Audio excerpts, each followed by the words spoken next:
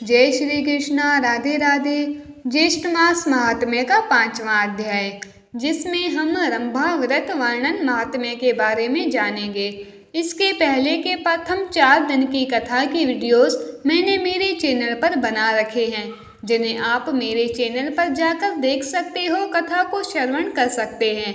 ज्येष्ठ मास का महात्म्य श्रवण करने के लिए रोज सवेरे ब्रह्म मुहूर्त में उठकर स्नान आदि करके श्वेत वस्त्र पहनकर भगवान श्री हरि विष्णु की पूजा करनी चाहिए और ज्येष्ठ मास से संबंधित कहानियों को सुनते हुए ज्येष्ठ मास के महात्म्य का भी श्रवण करना चाहिए।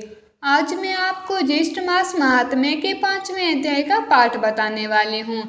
इसके पहले चौथे अध्याय में ऋषियों ने स्कंद जी से कहा कि आपने अभी हमें पंचाग्नि साधन व्रत का वर्णन बताया। अब आप कृपा करके ये बताइए कि इस व्रत को कब करें और कैसे करें, और इसकी विधि क्या है, और इसके प्रभाव से पार्वती जी शिव पद को कैसे प्राप्त हुई। तब स्कंद जी ने शिव पार्वती जी के मिलन की कथा बताई और उसके पुण्य प्रताप बताए कि जो मनुष्य इस व्रत को भगवान जगदीश की पुष्टि और तुष्टि के लिए करते हैं, वह इस लोक में समस्त कामनाओं को पाकर अंत में ब्रह्मलोक को जाते हैं। आइए अब देखें ज्येष्ठ मास महात्म्य के 5वें अध्याय का पाठ, जिसमें हम देखेंगे रंभा व्रत वर्णन महात्म्य। ऋषि कहने लगे कि हे स्कंद जी, स्त्रियां सौभाग्य के लिए ज्येष्ठ मास में कौन सा व्रत करें और क्या दान करें, सो कृपा करके कहिए। स्कंद जी बोले कि किसी समय कैलाश पर्वत पर भगवान शिव जी सुख से बैठे थे।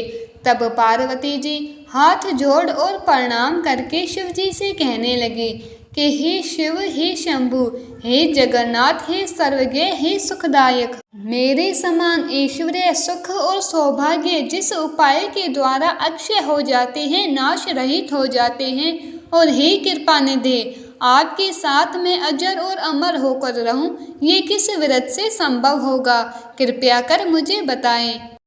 एक समय जप और तप से गर्वित होकर सावित्री ने अपने स्वामी का गृह त्यागा और समस्त लोगों को श्राप दिया। उस समय आपने सावित्री को मना नहीं किया और वह ब्रह्मा जी से कहने लगी कि हे निर्लज, बकरी के गले में बिना दूध के निरर्थक स्तनों के समान तू प्राणों का त्याग कर।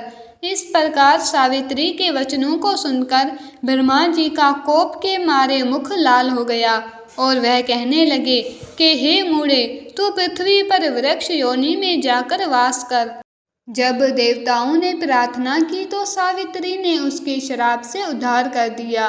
पार्वती जी कहने लगी कि हे कृपा सिंधु, यदि मेरे पर अनुग्रह करें तो उस उपाय को कहिए, क्योंकि स्वर्ग लोक में महेंद्र तथा प्रजापति का भी नाश कहाँ है। इतनी वार्ता सुनकर शिव जी बोले कि हे वरानने, इस संसार में जितने भी दृश्यमान पदार्थ हैं, उन सब का नाश होना निश्चित है। फिर भी तुम्हारी भक्ति के वशीभूत होकर मैं उपाय कहूँगा। हे भद्रे, ज्येष्ठ मास के शुक्ल पक्ष की तृतीया को स्नान आदि कर नियम में तत्पर रहकर यत्नपूर्वक श्रेष्ठ रंभा व्रत को करना चाहिए। पार्वती जी कहने लगी कि हे प्रभु, ये रंभा कौन है और रंभा व्रत कैसे किया जाता है। तब शिव जी कहने लगे कि हे वरानने, जब ब्रह्मा जी के श्राप से सावित्री वृक्ष हो गई थी, तब ये रंभा केदली और कर्पूर जननी नाम से प्रसिद्ध हुई। तब क्रोध से संतप्त होकर सावित्री अपने पिता के आदेश से ज्येष्ठ मास में स्नान दान आदि 5 वर्ष तक किया।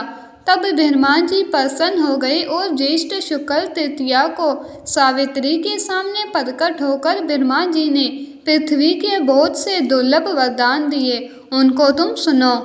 ब्रह्मा जी ने सावित्री से कहा कि हे शुभे, तुम संसार के कल्याण के लिए अंश से रंभा यानी केला हो जाओ।